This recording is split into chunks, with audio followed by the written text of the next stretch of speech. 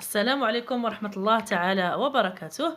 دائما مع مطبخ هدى آية. اليوم إن شاء الله جايبة لكم وصفة، ماشي وصفة ديال الطبخ أو فلوق أو هذا، جبت لكم وصفة لعلاج واحد المرض وهي نزلة أو البرد أو الكحة عند الأطفال.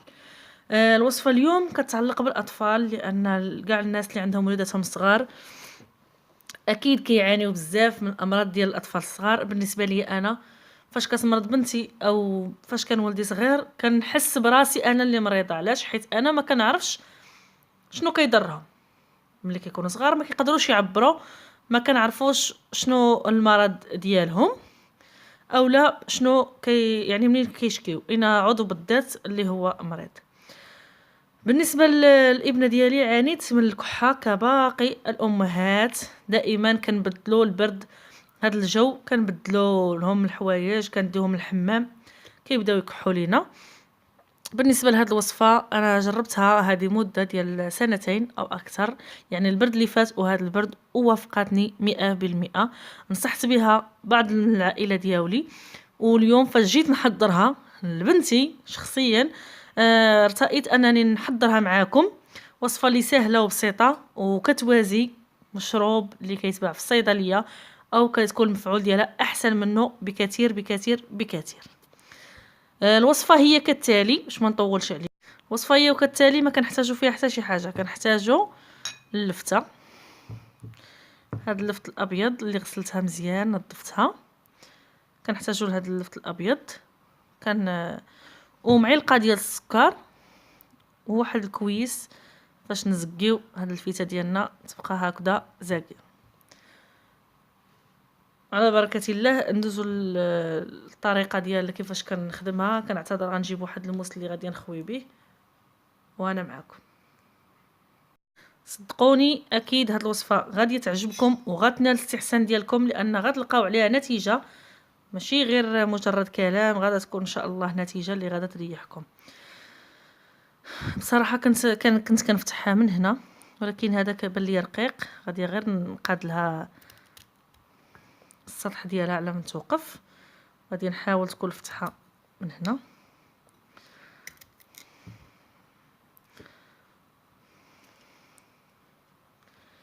غنحاولوا فاش كناخذوا هاد اللفته كنحاولوا نفرغوها من الداخل بهذه الطريقه.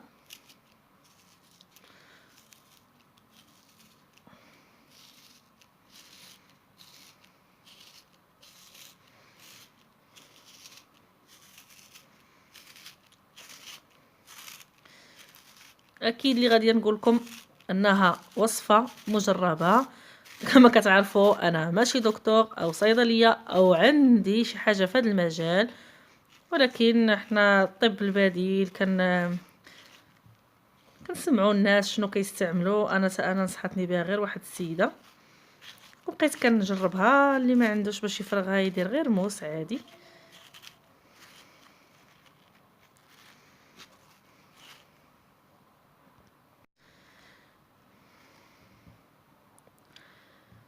كيف ما كتشوفوا الوصفه طريقه كيفاش حيدته، نتمنى تكون واضحه لكم.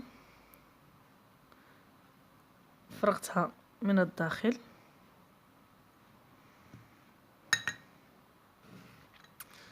وغنحاول نملئها بالسكر سنيده متوفر في كل منزل.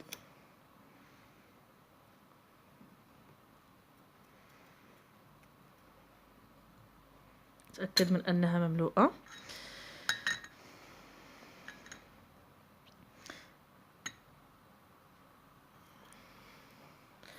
هاد الطريقة فحال هكذا إما تحضروها في الليل وتخليوها حتى للصباح،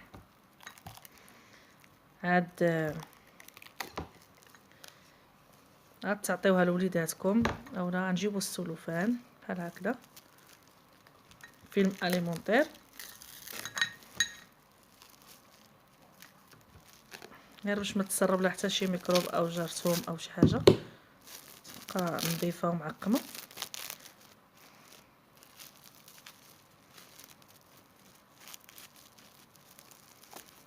بهذه الطريقه.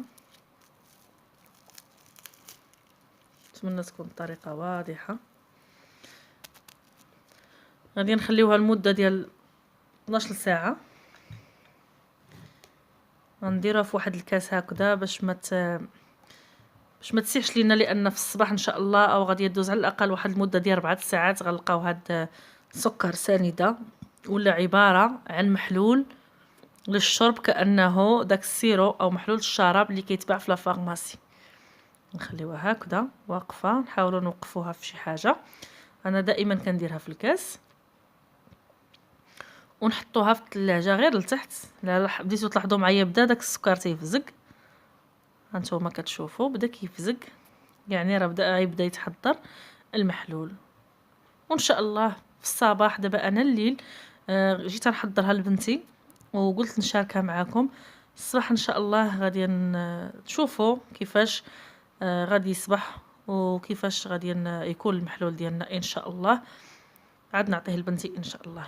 ارتأيت انا نبارطاجي معكم هذه الوصفه في سبيل الله لعلاج الكحه عند الاطفال وحتى الكبار. انا مجرباها مرارا وتكرارا ونجحت معايا.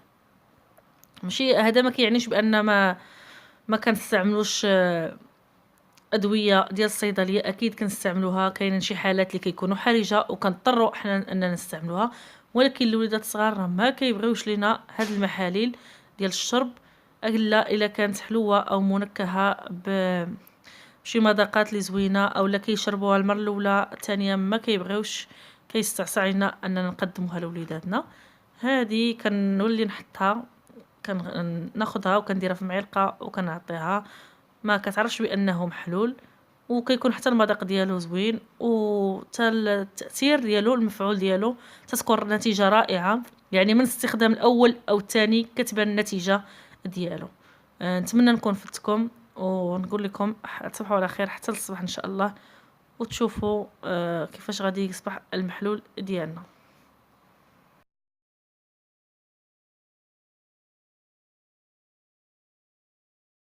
الخير البنات، الوصفه هي هذيك كيف ما وعدتكم البارح.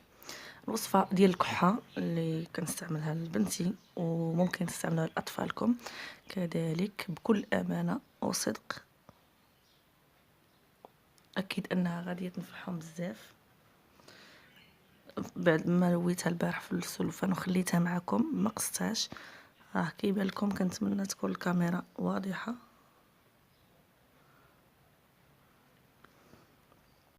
نتمنى يكون واضح لكم في الكاميرا بان داك السكر اللي درنا لهنا ولا البارح ولا سائل، ما بقاش السكر تفاعل مع هذا. المهم انها وصفه طبيعيه، اكيد الا ما نفعتش وليداتكم ما غاديش تضرهم، هذا هو اللي كونوا متاكدين منه. وراها وصفه رائعه. انا بنتي مازال ناعسه، غادي تفيق ان شاء الله نعطيها لها هي الاولى. لو ان ما كنتش عارفه المفعول ديالها ما غاديش نعطيها لكم. تقدروا تشوفوا انها ولات بحال السيرو.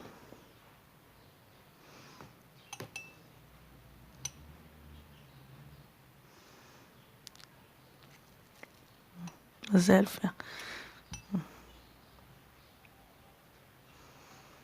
نتمنى يكون واضح لكم.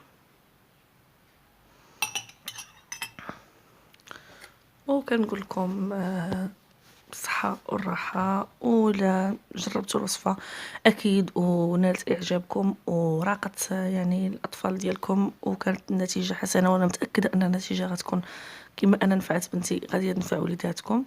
ما تنساوش تبارطاجيوها مع الاهل والاحباب والناس اللي كتعرفوا لكسب الاجر والثواب اكثر من اشهار القناه. نتمنى هذا الفيديو ينال اعجابكم ونكون رضيت ولو واحد الجانب او واحد الجزء من او واحد الفئه من الناس. نتمنى ان شاء الله نكون عند حسن الظن، والى اللقاء في فيديو قادم ان شاء الله.